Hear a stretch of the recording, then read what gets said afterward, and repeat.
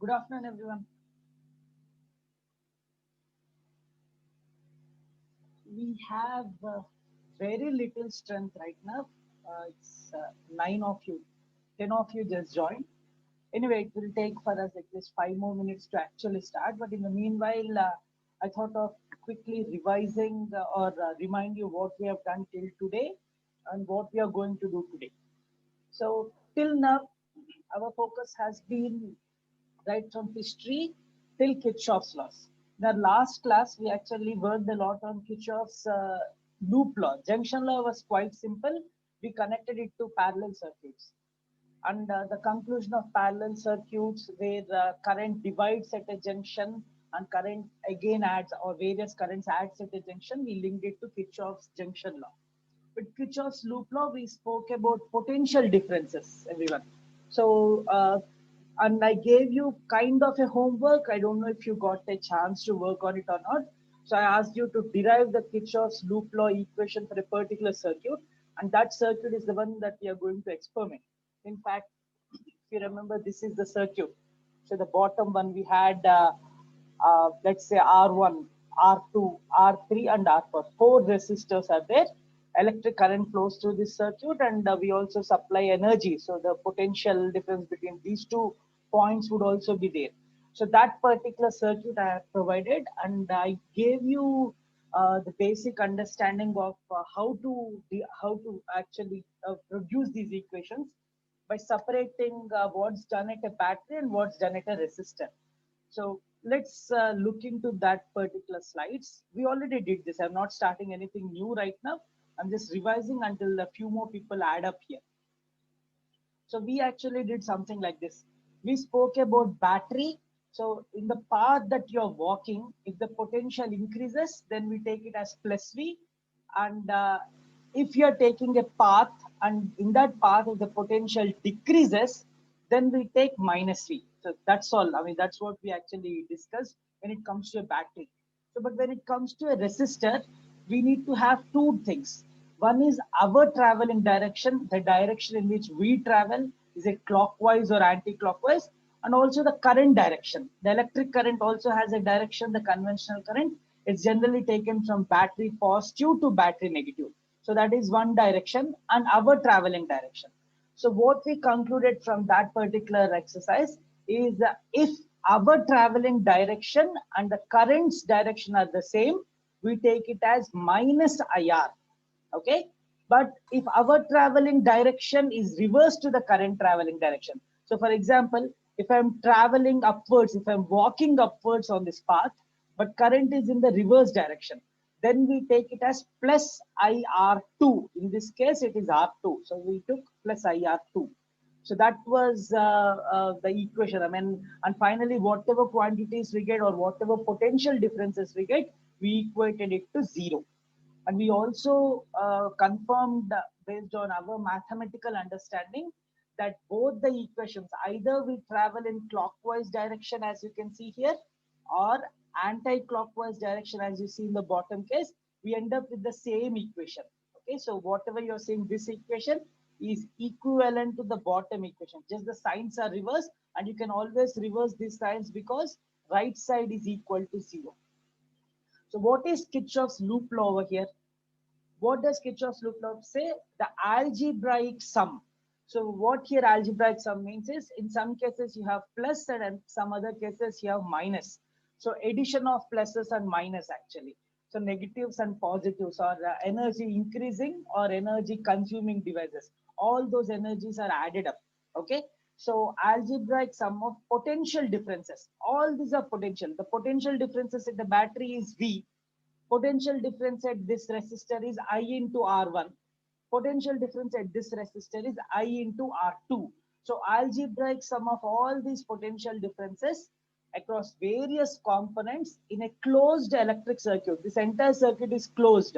So battery positive is connected to battery negative using those wires and all those resistors and all.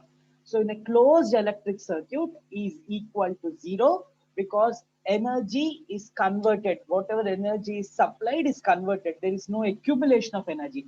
Imagine if there is an accumulation of energy, then right side that energy quantity needs to be, or new potential difference will have been kept.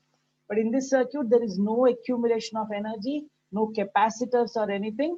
So that's why it's equal to 0. So this is all we discussed on that day. Now, before we move on to our Kirchhoff's loop law statement or deriving this one, I hope you have tried it out. If you haven't tried, I'm going to try it out for you. So before that, I want to tell what's our plan for today. So this is all. We are going to derive this equation and then try it out. We have our board with us. We can try out an activity to prove whatever statement we obtain is correct or not. That's it. So that's the major part. And then we'll spend like a couple of minutes on the electrical grid. I mean, right from power stations until our houses, how the energy gets converted or what's happening. We'll just briefly discuss, maybe a couple of minutes is enough. And yeah, this is related to your textbook diagram. So where fuse comes into picture. So all these require hardly 5 minutes, these two slides together, 5 to 10 minutes. But this work will need us to spend at least 15 minutes, 10 minutes for drawing this, and then at least 10 more minutes for the activity. So all in all, 30 to 40 minutes is my estimate. And in the meanwhile, if you have any questions, we can even address the questions. I hope you have tried this equation, guys. At least I hope you remember that we wanted to try this out. Okay. So anyway, so let's start. Right now, let's look at the number of people that entered. So I think it's full house. I have 24 of you. Maybe our favorite guy is also here. If he's here, he can introduce himself always the way he does. Okay. Yeah. So let's start. So if you check it out over here, I'm zooming this particular diagram. This particular sketch is very similar to the circuit that we have over here. So if you check out, so this is the first resistor R1, and that's what you're seeing over here. This is R1, resistor 1. Okay. Now on the top you have resistor 2 and you have resistor 3. This is R2 and this is R3. So that's what you're saying. This is R2 and this is R3. And last to the side, you have another resistor that's R4. And that is what you're seeing over here. And of course, we'll be measuring electric current. As you remember, the way to measure electric current is to disconnect this particular wire and we'll place an ammeter over there. And energy or the energy supplied voltage V can be measured over here. So let's derive the equation. And exactly the way I have explained, not only me, your regular teacher would have done in the same way.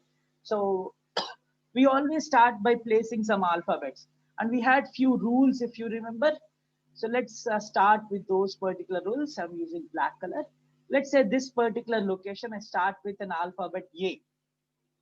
So if you remember, whenever we find a corner, a new corner, we change the alphabet. So that's the way many people do it, and we are doing it also. So here we are using an alphabet B. Now, if I use an alphabet C over here, there's a problem. Problem is there are two electrical components that consume energy, and we will have to address both of them together. So that's not advisable. We want to separate those equations. So that's the reason instead of having C over there, we will actually have a C at this point. So that is C. So what we are doing is between, if there is an electric component, definitely it should be placed between 2 points. So this R2 is between B and C. Okay. Now the next one is R3 is between C and D. This corner I'm using it as D. And then this bottom one, we are using it as E. And now check it out. Between A and E, there are two electrical components. One is this resistor R1. Another one is this resistor, another one is this battery V. So since there are two of them, I'll place a new dot in between and we can write a new form, new alphabet. So that's F. That's it. So that's what we have right now. So let's derive an equation. We choose only one of those. We already proved that either choosing clockwise or anti-clockwise will end up with the same result. So let's try only one of these, only the clockwise. So my path. So my path, I'll be using black color, guys. Current's path, we can use blue color because we already used blue in this particular sketch. So my path, I want to go clockwise. I'll start from A. So this is my path. I want to run around this particular path. This is my jogging park. So I want to travel in this particular direction. Okay. All the way back to my home location. My home location is A. In your exam, if you miss out on writing, let's say you only write this one. My path is A, B, C, D, E, and F. If you stop here, there's a good chance that you might lose points. You should definitely close the circuit by again coming back home. So that is my path.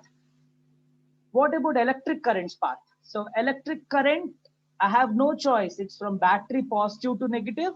As you can see, this blue colored arrow marks, electric current is traveling from battery positive to battery negative. It's also taking a clockwise path.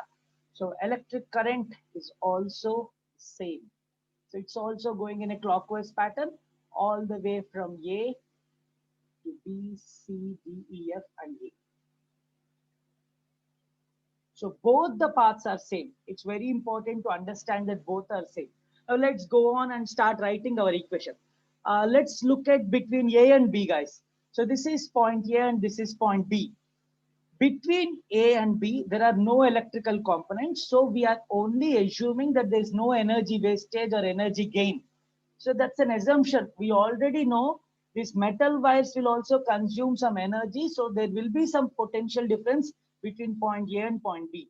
But for simplicity, we are ignoring that, guys. Okay. So between A and B, let's assume there is no energy wastage because there are no new components, no battery to increase the energy or no resistors to decrease the energy.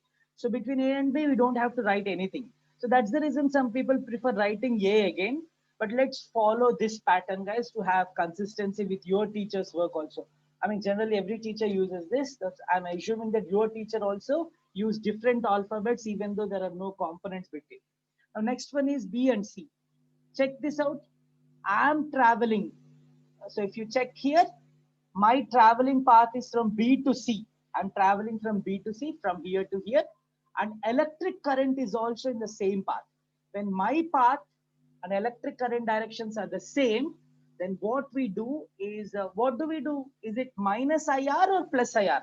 You can answer me through voice. You can unlock your microphone and do it. When my path and electric current path is the same, should I use the formula plus IR or minus IR? That's my question. Anyone you can respond. Guys, anyone in the class, need not be Amrit or Hasini, Amarnath, it could be anyone. I have chat window active. So I have one answer telling it as positive. It's actually negative. Please remember from our last class, when our paths match, if my path matches with the current's path, we take negative. But if they're traveling in opposite directions, we take positive. Please remember this. Don't get confused between battery and resistor. If both of us are in the same direction, negative, guys. If in the opposite direction, only then we take positive. Please observe here, my path, I'm using black color, I'm traveling from B to C in this direction. And electric current, I'm using blue color. My electric current's direction is also the same. Just remember, when both, these are the sign conventions. To make it simple for you, they devise these rules actually. Okay. So when both the paths are in the same direction, we take negative sign. So that's why we need to put minus the current traveling in that resistor is I. This is a series circuit. There is a single current I, and the resistor over there between B and C is R2. I hope this is clear now for you all. It should be negative because paths are the same. Now the same thing continues. Between C and D, my traveling, I am walking from C to D in this direction, and electric current is also in the same direction. Both my direction and electric current directions are the same. So this is the last time I will be doing with this color differences, right? You're not LKG students to see these colors and all that. You can gather this information. Now, second one, when I'm traveling from C to D, this time the formula should be again negative because both are in the same direction. And this time again, the current is minus and the corresponding resistor is R3 between C and D. Please check it out. So it is I into R3. Same thing is continuing when I'm traveling from D to E. My direction and the electric current directions are also the same. So it's again minus I into R4. Okay. So let me carry this somewhere else so that you can clearly see all this.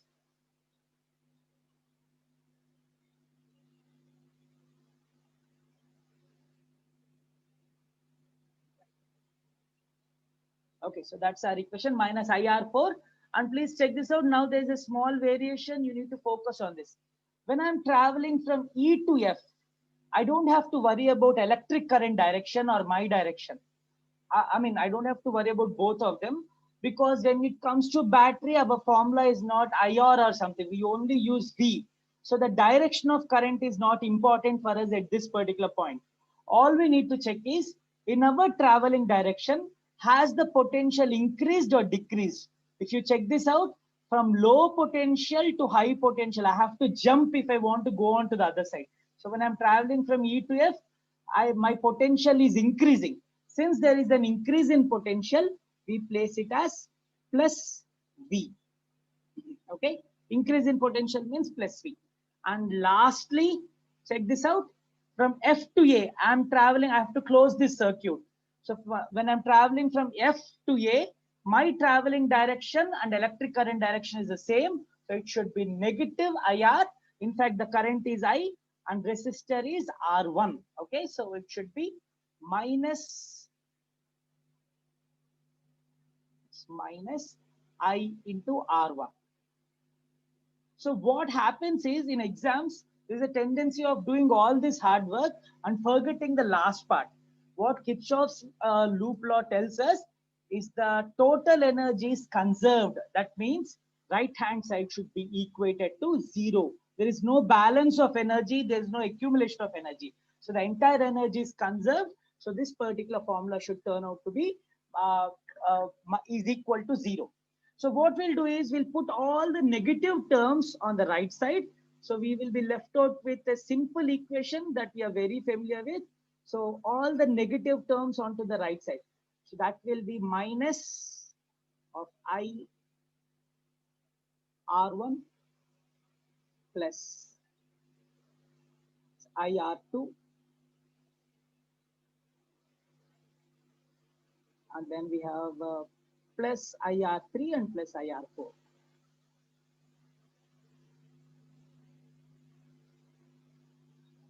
I'm lazy, so I'm doing this. All right.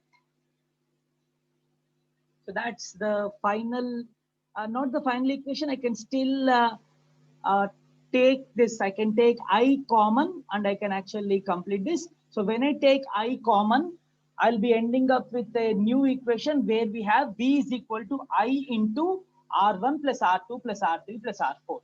So let's put that last equation also.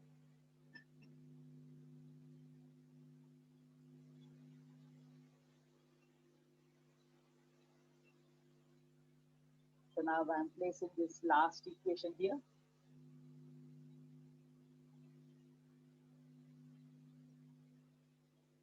So it's V is nothing but, if I take I common, so that's R1 plus. So I hope you are writing all this derivation. It's a simple derivation just for your practice. Just remember the directions, guys. If you remember our direction and current's direction, most of the problem is solved. And the sign conventions you are following, I'll just summarize one more time, and then we can move on to the activity. So what we have taken here is, when we are moving, in our traveling path, if the potential of the battery increases, then we take it as plus V. And if you travel in the other direction, then our potential decreases, we would be taking minus V. In our traveling path, if current is also traveling, we take negative. Remember this particular one, it's negative. But if we are traveling from C to B and current is traveling from B to C, that means both are opposite directions, then we get a positive sign. Opposite gives us positive, same direction gives us negative. That's the way we'll have a conservative equation. So that's the reason they devised it in this fashion. Okay, so the final equation is this one. Please write this last equation at least, because we need to verify. Okay, so write this last equation, guys. So what we'll do is, in this, while working on this activity, we will find all these quantities separately. That means using our voltmeter, we can find the battery energy or the battery potential difference. Using our ammeter in our circuit, we can find this electrical current or electric current. Using ohm meter, we can find resistors R1, R2, R3, R4. We can all find all these resistors separately. So we'll be using a voltmeter for energy, ammeter for this electric current, and ohm meter, resistance meter, to find all these. All we'll do is we'll just substitute these values in this equation and compare if the left hand side is equal to the right hand side. That's it. Like you do this with mathematics, right? Hence proved LHS is equal to RHS. Something like that we are going to do. Substitute all these values and check if Kirchhoff's loop law is verified or not. And please remember, our equipment and the voltage fluctuations that we have at our houses will result in a small error. So be patient with that error. You might see few millivolts of change. For example, if left side you have 10.2, right side you might be seeing 10.5 or something like that. So that small changes would be there. LHS and RHS will not be perfectly equal. Only it will happen if I use much more sophisticated equipment, where I can control the incoming voltages and currents, and I can have have everything stable enough. So that's not possible right now. So that's the reason a little bit of compromise, acceptable error, as we say. All right. So that's it with the theory. So this is what we are going to prove. So I'll show you the Excel sheet. Please check out what you need to write down, I mean, in your Excel sheet. So please observe this. All right. So you need all these information, guys. So I'll try to enlarge this. All right. So please check this out. We need all this information.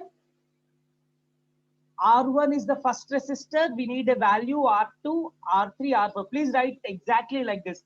These are all our result section where we need to have results. So when we add all of those, we have R equivalent. We call it R effective or R equivalent. We know in series it's equal to R1 plus R2 plus R3 plus R4. With a voltmeter, we'll find the left hand side. This is LHS. With an ammeter, we'll find current. And when you multiply R effective with electric current, we have the RHS. This is the RHS value and this is the LHS value, guys. So V is the LHS and this is the RHS. So that is what we are going to do right now. All right. So let's go ahead. I'll stop sharing this particular thing. We'll move on to, we'll move on to the apparatus to get all these 6 values. 4 for resistors, 1 for voltage and 1 for current.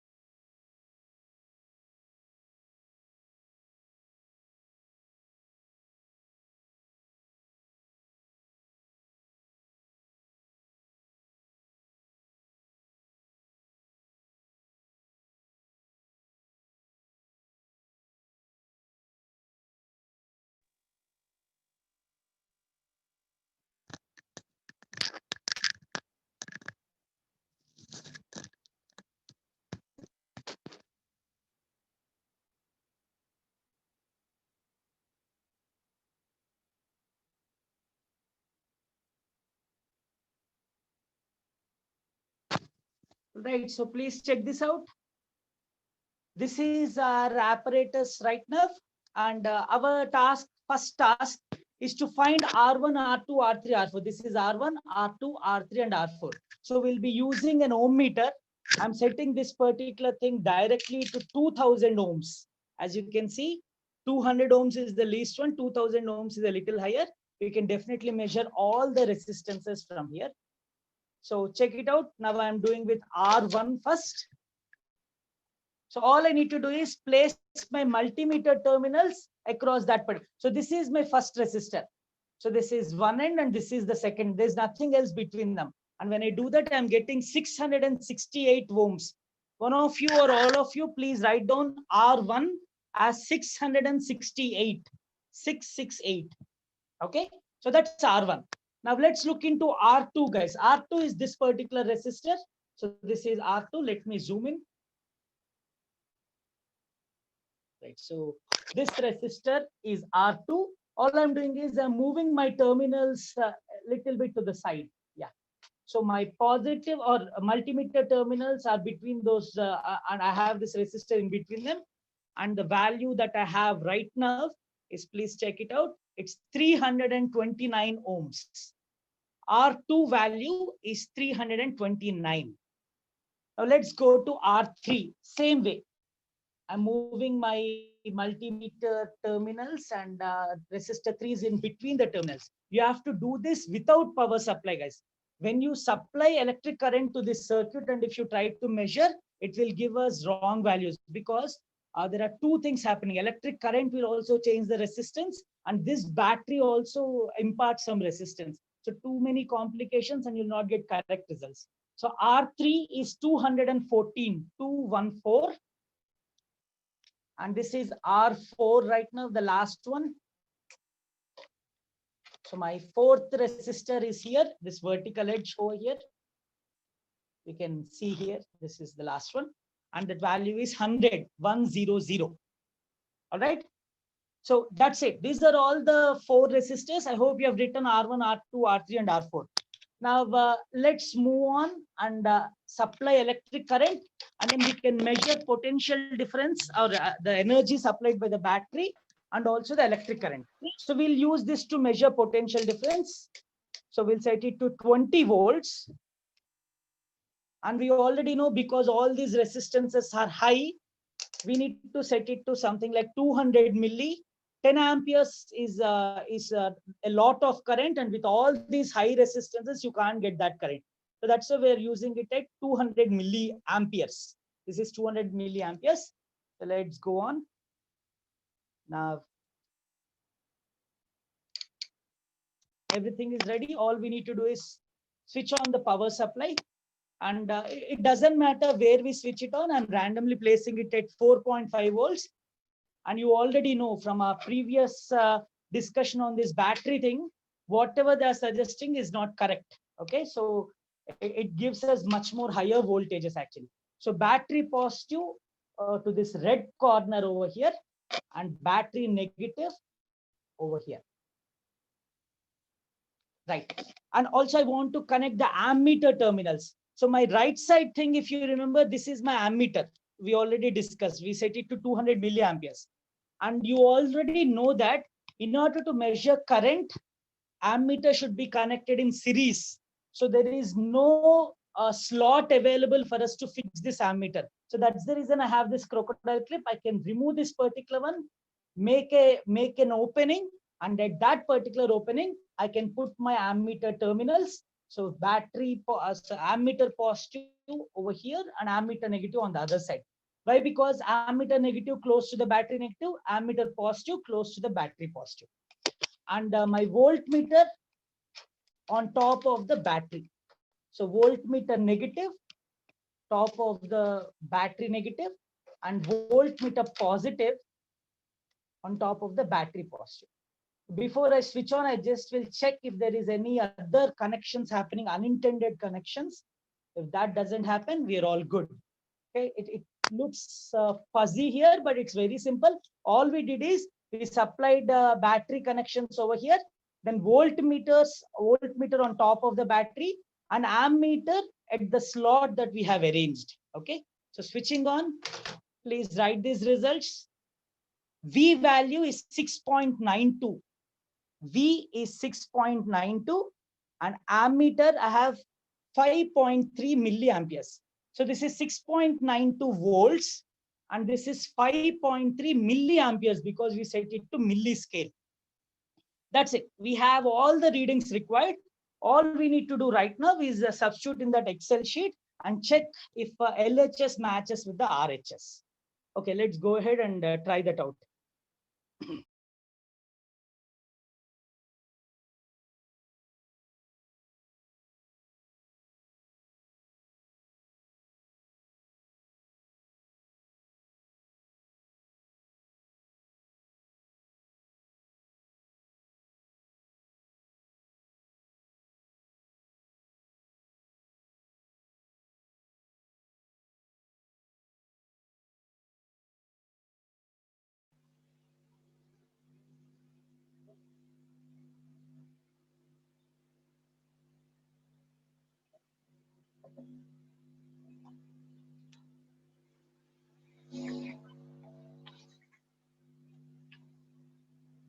All right, guys, so let's check that Excel sheet once again. I'll share that Excel. We'll just substitute. I'll ask one of you to please share those values that we just announced.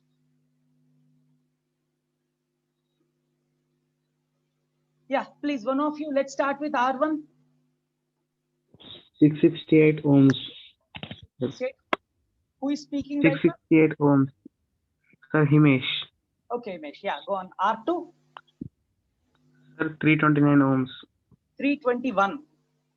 9, sir. Okay, 329. What about R3? Sir, 214 ohms. 214. R4? Sir, 100 ohms. Okay, so when you add all those, we have an effective resistance of 1311. Please remember our equation. V is equal to I into R1 plus R2 plus R3 plus R4. So that's what we are trying to prove. Now, what about voltmeter value? Sir, 6.92 volts. So 6.92 volts. What about electric current? Sir, 5.3 milliamperes. So if you remember, we have to change it to amperes because everything is in proper units. This is only in milli. So that's why what we need to do is we need to do 5.3 divided by 1000 to make it into amperes. And please check out the value, guys. LHS V is equal to 6.92 volts and RHS I into R1 plus R2 plus R3 plus R4 is 6.94. So we are getting an error at the second decimal point. So pretty accurate with the apparatus that we have. So we just proved Kirchhoff's voltage law, and we actually proved that energy is conserved in an electrical circuit. Okay, so that's about Kirchhoff's voltage law. The same principle you could apply for everything. I mean, if it, however complicated the circuit, we can do that. So our connection could be lost at any second. I kept it as a recurring beating. So I think you can click on that particular link and get back here. We'll close it in the next 10 minutes, guys. Once the connection gets lost, we'll just have closing remarks and then plan what's ahead. Like, shall we go ahead with electromagnetism in the future after you complete or not? All those petty matters we can discuss. But mainly, I need 10 minutes to close this entire session, our electricity topic. Okay. So anyway, let's get back to slides. It might disconnect any second. Come back as soon as possible. All right, so let's see this. So this is where we are. We proved this.